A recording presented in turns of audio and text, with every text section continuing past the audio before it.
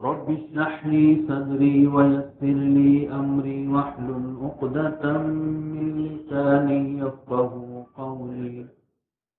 وقال تعالى في مقام آخر: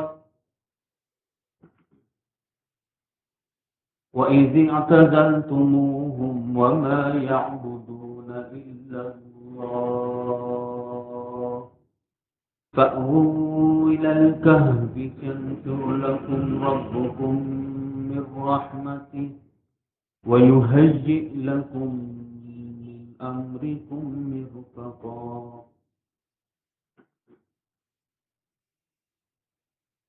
تمام قسم کی تعریفات، عبادات ایک اللہ وحدہ لا شریک کے لیے خاص. ان گنت لاتعداد درود و سلام ہو امام الانبیاء رحمت للعالمین صلی اللہ علیہ وسلم کی ذات گرامی پر. عزیزان گرامی، گزشتہ سیرت کے بیان کے اندر آپ نے مشرکین مکہ کی مسلمانوں کے خلاف سازشوں اور ظلم و ستم کا حال سنا تھا. اس کے آگے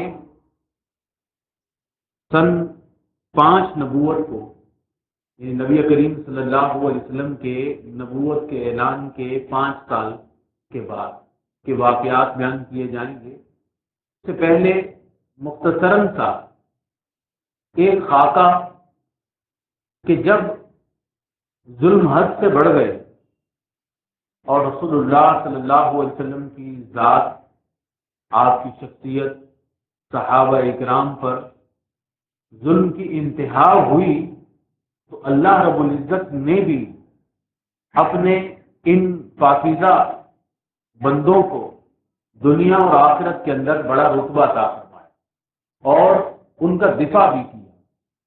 تو تھوڑے چند منٹ ان کے بارے میں اور اس کے بعد سیرت کے اصل بیان کی طرف آمار ہیں. پیارے نبی صلی اللہ علیہ وسلم کے اصحاب میں حضرت بلال رضی اللہ تعالی عنہ کا نام آتا ہے. یہ سیاہ رنگ کے حبشی صحابی تھے اور غلام تھے. ان کے بارے میں آپ نے سنا کہ اس کے مالک نے اس پر ظلم کی انتہا کر دی. اب اللہ رب العزت نے اپنے اس پیارے بندے کے لیے، جو اس کی توحید کے لیے، اس کے نبی سے محبت کے لیے ہر قسم کی دکھ، درد اور پریشانی کو برداشت کرتا رہا، اللہ تعالی نے بے انتہا انعام و اکرام سے نوازا. ان میں ایک اکرام اور ایک انعام یہ تھا کہ رسول اللہ صلی اللہ علیہ وسلم نے انہیں دنیا میں ہی جنت کی خوشخبری دی. نبی کریم صلی اللہ علیہ وسلم کا ایک منصب بشیر بھی تھا. بشیر المؤمنین، آپ کو اللہ کا حکم تھا کہ آپ مومنوں کو خوشخبری دیں. تو رسول اللہ صلی اللہ علیہ وسلم نے فرمایا کہ بلال، جب میں معراج کے موقع پر جنت میں گیا تو میں نے اپنے سامنے، اپنے آگے آگے تمہارے قدموں کی چاپ سنی. یہ اس بات کی طرف اشارہ تھا کہ بلال تم جنتی ہو، اور دنیا کے اندر ان کو ایسی عظیم خوشخبری عطا فرمائی. چمک اٹھا جو ستارہ تیرے مقدر کا، حبش سے تجھ کو اٹھا کے حجاز میں لایا. اب کہاں حبشہ سوڈان کا ایک کالا غلام ہے، اور کہاں اسے اتنا بڑا مقام دیا گیا کہ اس نے اپنی زندگی میں نبی کریم صلی اللہ علیہ وسلم کی خدمت کی اور اسے دنیا میں ہی جنت کی بشارت دی گئی. دنیا میں اس وقت بسنے والے لاکھوں سیاہ فام مسلمان جو ہیں، جو کالے رنگ کے ہیں، ان کے لیے حضرت بلال رضی اللہ تعالی عنہ کی زندگی میں ایک بڑی مشعل راہ ہے، اور حضرت بلال کی طرح اسلام کو قبول کرنے میں سیاہ رنگ کے جتنے افراد ہیں وہ پیش ہوتے ہیں۔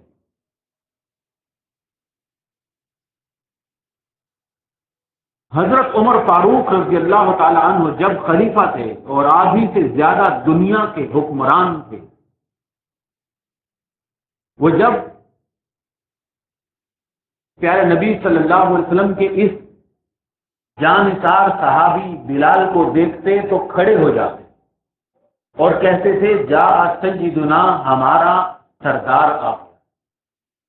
یہ اسے بڑا مقام تھا، بڑی عزت تھی، دنیا اور آخرت میں اللہ تعالیٰ نے انتہا درجے کا مقام عطا فرمایا۔ پھر آپ دیکھیں کہ رسول اللہ صلی اللہ علیہ وسلم کے وہ چند پڑوسی جو آپ کی شان میں گستاخی بھی کرتے تھے اور انتہا درجے کا ظلم و ستم بھی روا رکھتے تھے، اللہ تعالیٰ نے قرآن کریم میں ان کے بارے میں فرمایا کہ انا کفیناک المستہزئین، اے محبوب علیہ السلام آپ دیکھنا کہ ہم ان کے لیے کافی ہو جائیں گے، ان کا انجام دیکھنا۔ مورخین نے اور مفسرین نے بتایا کہ حارث بن قیس، ابو جہل، اخنس بن شریک اور عاص بن وائل، ان سب کے اوپر اللہ تعالیٰ کا دنیا میں ہی حیرت ناک انتقام شروع ہو گیا۔ ولید جو اپنے قوم کا سردار تھا، بڑے عرصے پہلے اسے چھوٹا سا تیر لگ گیا تھا اور اس کی خراش باقی تھی، زخم نہیں تھا، لیکن وہ زخم پھوٹ پڑا۔ جب اللہ رب العزت کا انتقام شروع ہوتا ہے تو وہاں سے تکلیف شروع ہو جاتی ہے جہاں سے اس بندے کو گمان بھی نہیں ہوگا، اور وہ زخم ناسور بن گیا۔ اسی کینسر کے اندر وہ تڑپتے تڑپتے مر گیا۔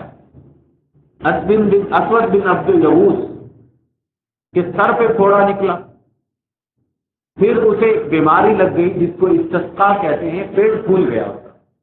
وہ پانی پیتا رہتا تھا لیکن اس کا پیٹ پھولتا رہتا تھا، پیاس نہیں بجھتی تھی، اور اسی عبرتناک انجام سے دوچار ہو گیا۔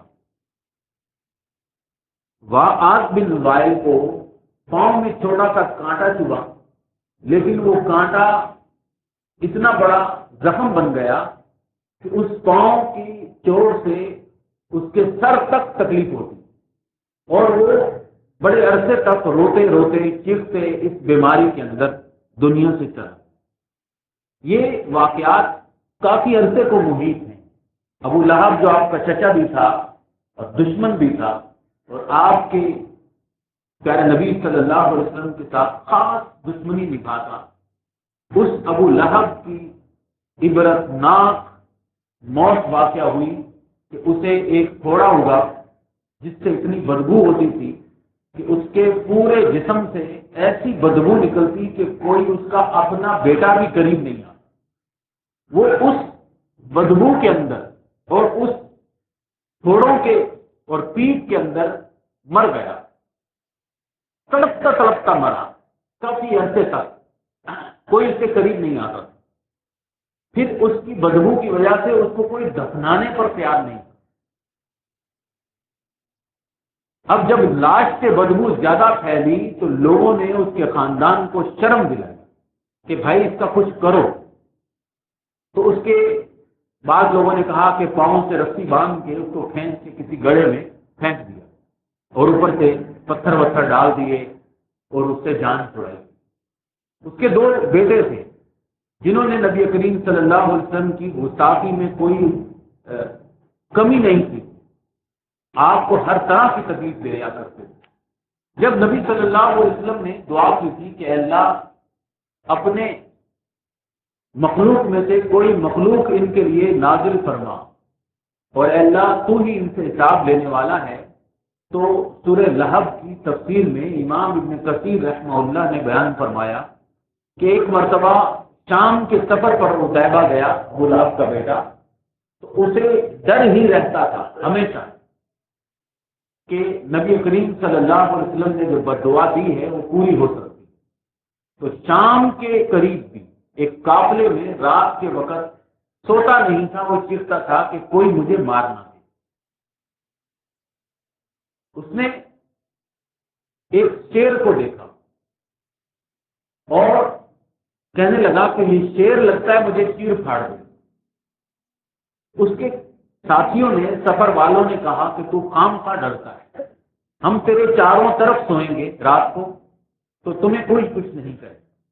لیکن اللہ کی مخلوق میں سے اللہ کی ایک مخلوق جو شیر تھا، وہ سونگتا سونگتا سارے لوگوں کو چھوڑتا ہوا عتیبہ کے اس نے سر کو اپنے جبڑے میں دبوچا تو عتیبہ نے کہا قتلنی محمد، مجھے محمد نے مار دی صلی اللہ علیہ وسلم، یعنی وہاں بیٹھے ہوئے مکہ کے اندر انہوں نے مجھے مار دی، انہوں نے بددعا دی تھی، وہ ہو گئی۔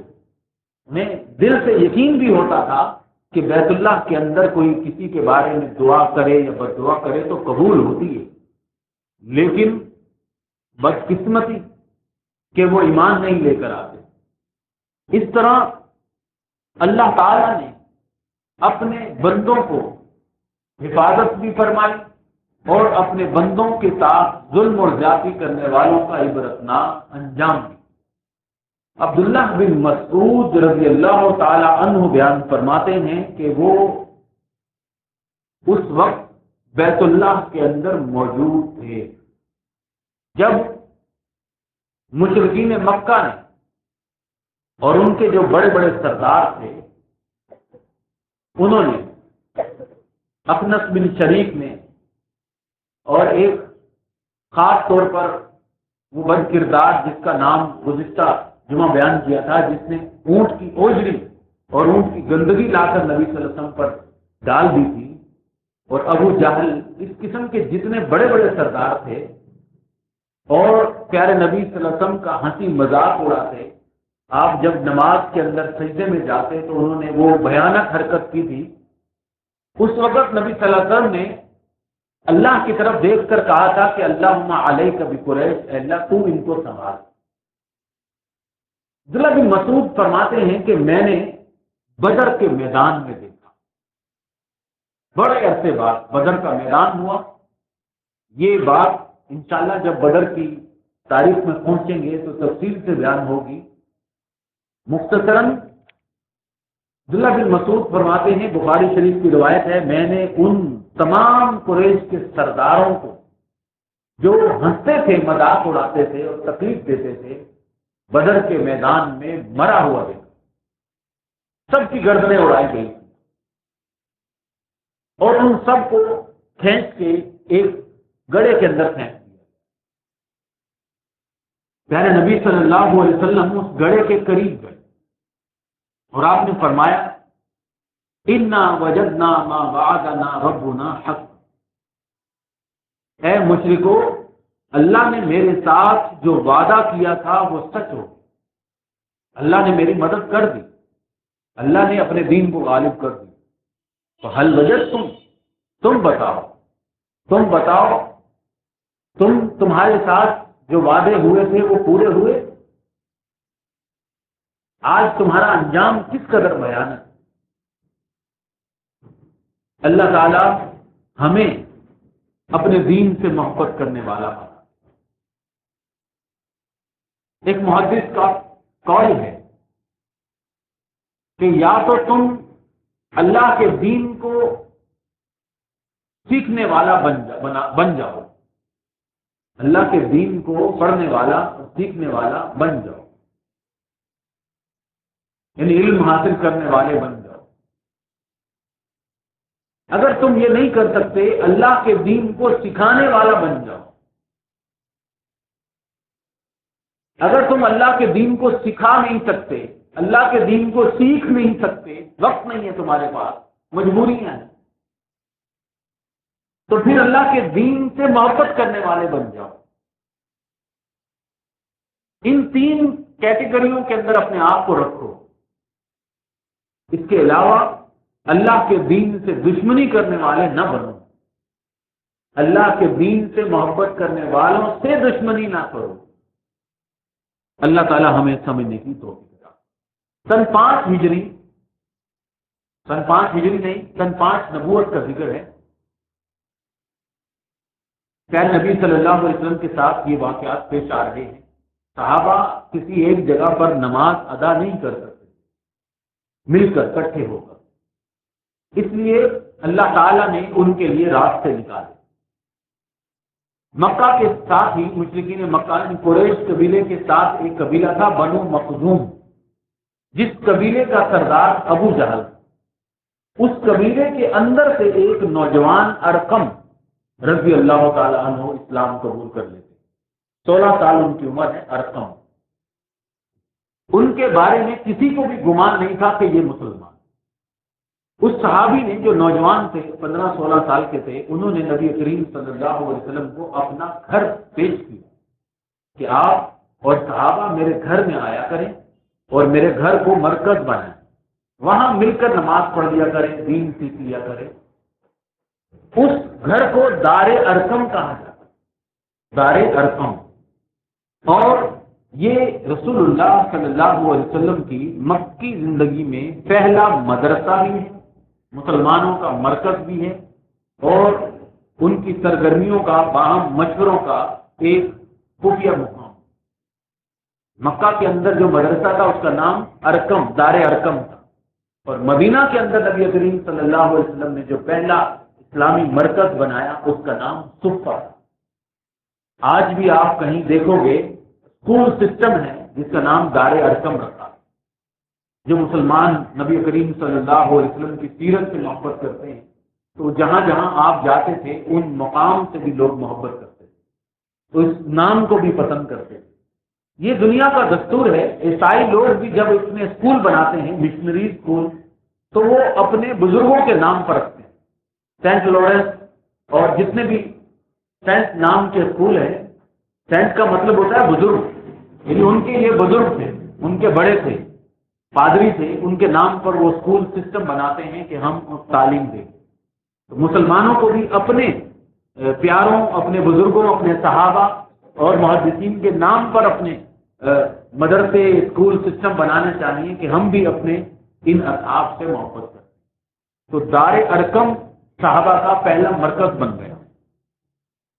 پیارے نبی صلی اللہ علیہ وسلم یہاں صحابہ کو اللہ کی آیات سناتے، پاکیزگی کا درس دیتے، علم و حکمت سکھایا کرتے تھے۔ صحابہ مل کر نماز پڑھتے تھے، اور دیگر نبی کریم صلی اللہ علیہ وسلم خود مکہ کے اندر بیت اللہ کے اندر کھل کر نماز پڑھا کرتے تھے۔ پیارے نبی صلی اللہ علیہ وسلم کا پیغام یہاں پر صحابہ کو دیا جاتا، لیکن یہ پیغام انہی صحابہ کو ملتا تھا جو اسلام قبول کر چکے اور بااعتماد تھے۔ باقی دنیا کے اندر اور پورے عرب میں پیغام خود ہی دشمن پھیلا رہے تھے۔ مشرکین مکہ جتنی مخالفت کرتے جاتے وہ پیغام آپ کا اتنا ہی پھیلتا چلا جایا کرتا۔ یہاں سے اگر ہم حکمت دیکھیں کہ سیرت سے اگر ہم حکمت حاصل کرنا چاہیں تو کیا حکمت تھی؟ نبی کریم صلی اللہ علیہ وسلم کھل کر بیت اللہ میں صحابہ کو کیوں نہیں جمع کرتے؟ اس لیے کہ وہ تعداد میں کم تھے، مشرکین مکہ کے ظلم و ستم کا مقابلہ نہیں کر سکتے تھے، اس لیے خفیہ مقام پر ایک الگ مرکز ضروری تھا۔ وہاں پر علم دیا جاتا تھا، وہاں پر بیٹھ کر رونا دھونا یا مشرکین مکہ کے ظلم کا تذکرہ نہیں ہوتا تھا، بلکہ ان صحابہ کو دین سکھایا جاتا۔ جتنے بھی دین کی طرف آ جائیں بس انہی کو دین سکھایا جاتا۔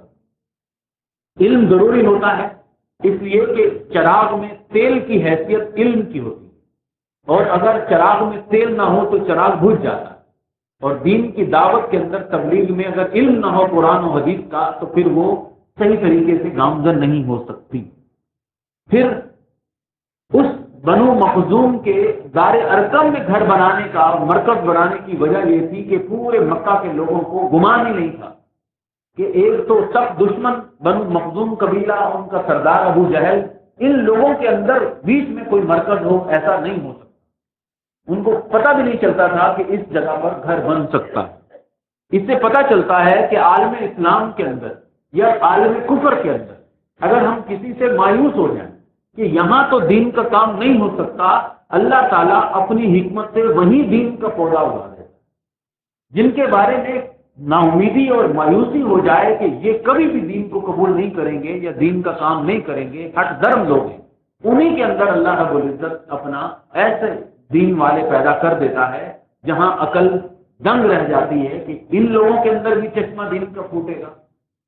میں نے آپ کو انڈیا کے بارے میں پہلے بھی بتایا تھا، اس وقت جو موجودہ وقت ہے وہاں مسلمانوں کے لیے سخت ترین، دین والے مسلمانوں کے لیے پابندیاں اور پریشانیاں کھڑی کر دی ہیں۔ ہر قسم کے ساتھ ان کے اوپر ظلم و ستم رکھنے کی کوشش کی جاتی ہے۔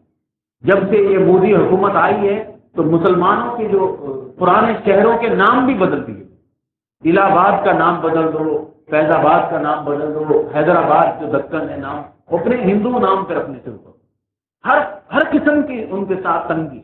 لیکن اللہ رب العزت وہاں پر بھی دین کے کام کرنے والوں اور انہی ہندوؤں میں سے اپنے بندے نکالتا رہتا ہے، جن لوگوں نے بابری مسجد کو توڑنے میں پیش انہی میں سے اللہ رب العزت نے لوگوں کو اسلام ان کے دل کے اندر پیدا کیا اور انہوں نے اسلام قبول کیا۔ اب وہ مسجدیں بناتے ہیں، مسجدیں توڑنے والے اب مسجدیں بناتے ہیں۔ لہذا نا امیدی اور مایوسی کبھی بھی نہیں کرنی چاہیے۔ امام شافعی رحمہ اللہ کا ایک قول ہے، ان الامر اذا ضاقت اتسع، جب معاملہ حد سے زیادہ تنگ ہو جائے تو سمجھ لو کہ اب آسانی آئے۔ ان مع العسر یسرا، جب تنگی بہت زیادہ ہو جائے تو پھر بعد میں آسانی پیدا ہوگی، اور جب اندھیری رات چھا جائے اور بالکل تاریکی ہو جائے تو اس بات کی یہ علامت ہوتی ہے کہ کچھ دیر کے بعد اب صبح ہونے والی ہے۔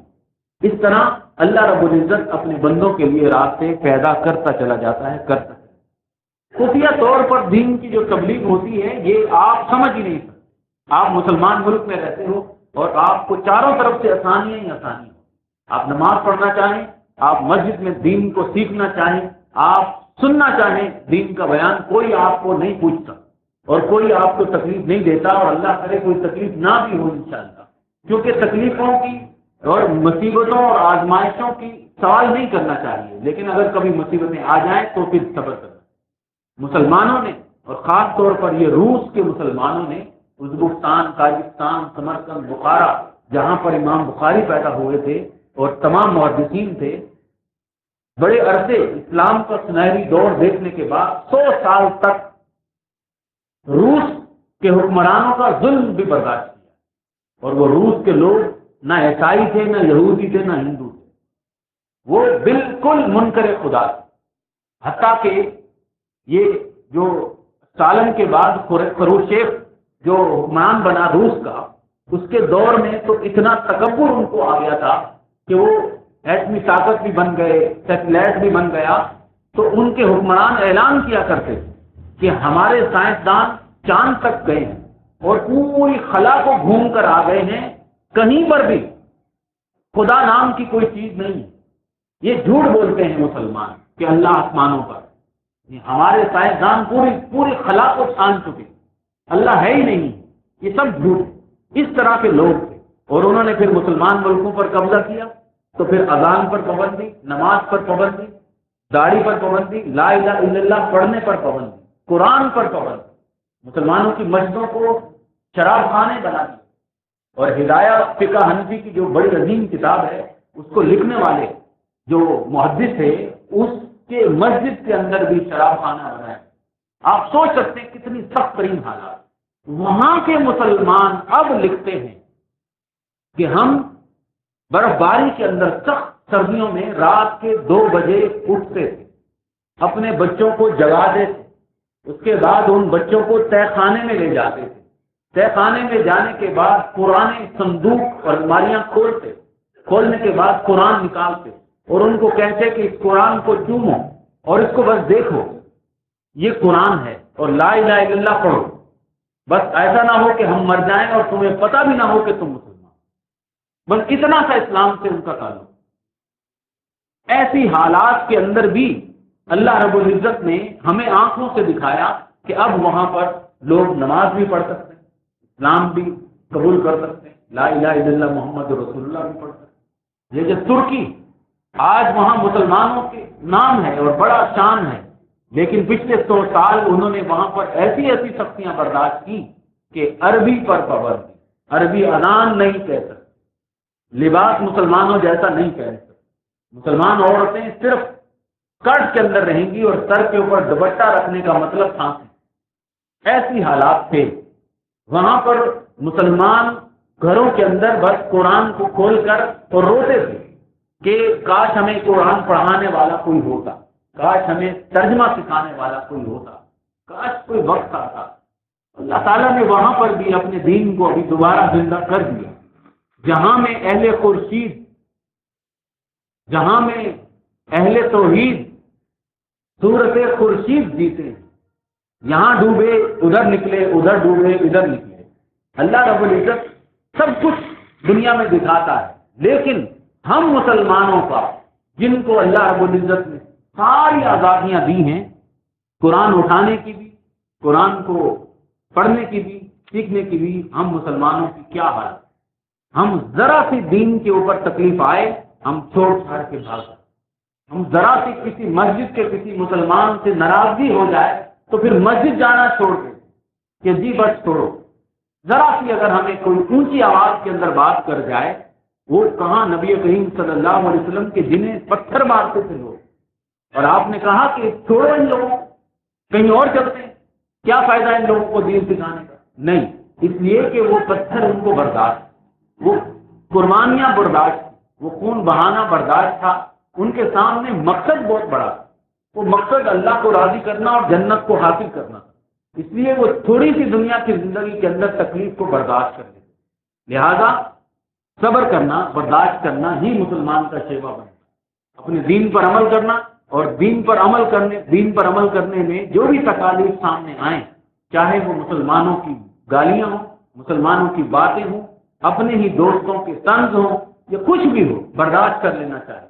بھوک پیاس کو بھی برداشت کر لینا چاہیے، کیونکہ مقصد پر اگر نظر ہو تو یہ تکلیف بہت تھوڑی سی لگتی ہے. مسلمانوں نے وہاں پر ایک الگ مرکز بنا کر اپنا دین کا کام شروع کر دیا. گالی کا جواب گالی سے نہیں دیا، پتھر کا جواب پتھر سے نہیں دیا. اس لیے کہ نبی کریم صلی اللہ علیہ وسلم فرمایا کرتے تھے، اصبروا حتی تلقونی علی الحوض، تم صبر کرو، تم ایک دن آئے گا کہ حوض کوثر پر میرے ساتھ ملاقات کرو گے. پھر نبی کریم صلی اللہ علیہ وسلم نے اپنے اصحاب کو ہجرت حبشہ کی طرف بھیج دیا. ایک ہجرت حبشہ سن 5 نبوت کو ہوئی تھی. یہ آپ اس کے بارے میں عام طور پر سن چکے ہیں، لیکن یہاں پر ہمارا انداز الگ ہے کہ مسلمان حبشہ کیوں گئے. ایک سوال ہے، یہ کہ وہاں کا حکمران مشہور تھا کہ وہ انصاف والا ہے، عدل والا ہے، انسانی حقوق پر یقین رکھتا ہے. مسلمان نہیں ہے، یعنی کافر ملک کے اندر بھی انصاف جہاں ہے وہاں چلے جاؤ، جہاں عدل ہے وہاں چلے جاؤ. پھر وہ حبشہ اس وقت سوڈان کی طرف ہے. ایتھوپیا اور سوڈان کے جو علاقے ہیں وہ اس وقت حبشہ کے لگتے تھے. پیارے نبی صلی اللہ علیہ وسلم پر سورہ کہف نازل ہو چکی. سورہ کہف میں اللہ رب العزت نے اشارہ کیا تھا کہ وَإِذِ اعْتَزَلْتُمُوهُمْ وَمَا يَعْبُدُونَ إِلَّا اللَّهَ، کہ وہ اللہ کے پیارے توحید والے بندے جب اپنی مشرک قوم سے جدا ہو گئے، اس لیے کہ وہ صرف اللہ کی عبادت کرتے تھے، تو اللہ نے انہیں حکم دیا تھا کہ فَأْوُوا إِلَى الْكَهْفِ، تم غار میں چلے جاؤ. يَنشُرْ لَكُمْ رَبُّكُمْ مِنْ رَحْمَتِهِ، اللہ تمہارے پیغام کو پھیلائے گا. وَيُهَيِّئْ لَكُمْ مِنْ أَمْرِكُمْ مِرْفَقًا، اللہ تمہارے لیے آسانیاں پیدا کرے گا. پھر سورہ زمر نازل ہو گئی. سورہ زمر میں کھل کر اشارہ کر دیا گیا کہ لِلَّذِينَ آمَنُوا لِلَّذِينَ أَحْسَنُوا فِي هَذِهِ الدُّنْيَا حَسَنَةٌ، جو لوگ اس دنیا کی زندگی کے اندر نیک کام کرتے ہیں اللہ انہیں بھی اچھائیاں عطا فرمائے. وَأَرْضُ اللَّهِ وَاسِعَةٌ، اللہ کی زمین بڑی کھلی ہے، اللہ کی زمین بڑی کھلی ہے. مطلب یہ تھا کہ یہاں اگر تمہیں تنگی ہے تو تم کہیں اور چلے جاؤ. پھر نبی صلی اللہ علیہ وسلم نے رجب 5 ہجری کو حکم دیا صحابہ کو، 12 صحابہ، مرد حضرات، 4 خواتین، جن کا امیر حضرت عثمان بن عفان تھے اور ان کی بیوی حضرت رقیہ نبی صلی اللہ علیہ وسلم کی بیٹی تھی. یہ ہجرت کے لیے چلے جائیں. مکہ کے قریب جدہ شہر ہے. رات کو جدہ کی طرف نکلے، وہاں بندرگاہ پر انہیں کشتی مل گئی جو انہیں حبشہ کی طرف لے گئی. پیچھے اب وقت بڑا کم رہ جاتا ہے. پیچھے مشرکین مکہ کو بڑا غصہ، غضبناک ہو گئے کہ ہم جن پر ظلم کرنا چاہتے تھے وہ ہمارے ہاتھوں سے نکل گئے. اتنے عرصے میں رمضان کا دور آیا، رمضان کے ایام سے نبی صلی اللہ علیہ وسلم بیت اللہ میں آئے، مشرکین جمع تھے اور ان کے سردار بھی وہاں موجود تھے۔ سورہ نجم قرآن کی اللہ تعالیٰ نے نازل فرمائی تو رسول اللہ صلی اللہ علیہ وسلم کھڑے ہو کر سورہ نجم پڑھنے لگا، وَالنَّجْمِ إِذَا هَوَىٰ مَا ضَلَّ صَاحِبُكُمْ۔ پڑھتے پڑھتے پڑھتے پوری سورت ختم ہوئی تو آخری آیت تھی، وَاسْجُدُوا لِلَّهِ وَاعْبُدُوهُ، اللہ کو سجدہ کرو۔ اس قرآن کی رنگینی، قرآن کے الفاظ، اس کی خوبصورتی اور اس کے حکم کے آگے ایک طرح سے دم بخود رہ گئے سب لوگ۔ نبی کریم صلی اللہ علیہ وسلم جب سجدے میں گئے تو سب لوگ سجدے میں چلے۔ اس واقعے کو جب بات پھیلی تو حبشہ کے مسلمان جو ہجرت کر کے گئے تھے انہوں نے سمجھا کہ شاید مکہ کے لوگ مسلمان، وہ واپس آ گئے، لیکن پتہ چلا کہ یہ قوم مسلمان نہیں ہے، بلکہ پہلے سے زیادہ سختیاں کرنے لگ گئی ہے، ظلم کرنے لگ گئی ہے۔ تو نبی کریم صلی اللہ علیہ وسلم نے دوبارہ ہجرت کا حکم دیا۔ اس مرتبہ 82 صحابہ ہجرت کے لیے چلے گئے، جن میں 82 مرد اور 18 عورتیں تھیں۔ اب جب صحابہ پابندیوں سے نکل کر حبشہ چلے گئے تو پھر مشرکین مکہ کو اور زیادہ غصہ۔ وہ ایک قبائلی سسٹم تھا جس میں باغی کو سزا دی جاتی تھی، نکلنے نہیں دیا جاتا، اس لیے وہ پیچھے حبشہ چلے گئے اور 2 اپنے سفارتکاروں کو بھیجا جو بڑے ذہین تھے، ایک عمر بن عاص تھے اور ایک عبداللہ بن ربیعہ۔ عمر بن عاص تو بعد میں اسلام قبول کر لیا انہوں نے اور بڑے جلیل القدر صحابی بنے، مصر کو فتح انہوں نے کیا، فاتح مصر تھے، بڑے عظیم صحابی تھے، لیکن اس وقت وہ مسلمان نہیں تھے، وہ حبشہ چلے۔ حبشہ جانے کے بعد انہوں نے پہلے حبشہ کے عیسائی پادریوں کو تحفے دیے، رشوت دی اور انہیں سمجھایا کہ ہم جو مطالبہ لے کر آئیں گے تم ہماری مدد کرو۔ پھر اس کے بعد بادشاہ کے پاس گئے جس کا نام اسحمہ تھا، اس بادشاہ کو تحفے دیے، خوش کیا، پھر کہنے لگے کہ ہمارے چند ناسمجھ لوگ بھاگ کر آ گئے ہیں، آپ برائے مہربانی ہمارے باغیوں کو واپس کر۔ پادریوں نے بھی کہا کہ جی بادشاہ، یہ ہمارے دوست ہیں، ہمارے حلیف ہیں، مکہ سے آئے ہیں، ان کے جو باغی ہیں ان کو واپس کر دیں۔ اب بادشاہ عدل والا تھا اور بادشاہ کا کام ایسا ہی ہوتا ہے۔ عدل والے بادشاہ نے کہا کہ میں تمہاری بات سن کر فیصلہ نہیں کر سکتا، مجھے وہ مسلمانوں کو لے کر آؤ، میں ان کی بات سنوں، مجھے پتا چلے کہ سچ کون ہے اور جھوٹ کیا۔ مسلمانوں کو لایا گیا۔ مسلمانوں میں حضرت جعفر بن ابی طالب تھے، ان کے امیر، جو نبی صلی اللہ علیہ وسلم کے کزن تھے، حضرت علی کے بھائی تھے۔ وہ آگے آئے اور آ کر انہوں نے اپنا پیغام پیش کیا اور کہا کہ بادشاہ اصل میں بات یہ ہے۔ اس بات کو میں بتاؤں گا تو 10-15 منٹ آگے چلے جائیں، کیونکہ انہوں نے اسلام کا بڑا خوبصورت تعارف پیش کیا کہ ہم پہلے کیا تھے، اب کیا ہیں، مسلمان ہوتا کون ہے۔ اس کے بعد کے واقعات انشاءاللہ پھر آئندہ جمعہ بیان کیے۔ آپ سے درخواست ہی کر سکتے ہیں کہ برائے مہربانی آپ پورے جمعے میں آئیں، پوری بات کو سنیں، تاکہ ہمیں نبی کریم صلی اللہ علیہ وسلم کی سیرت سے جو اصل محبت ہے اس کے تقاضے اور ادا کرنے کی اللہ تعالیٰ توفیق دے۔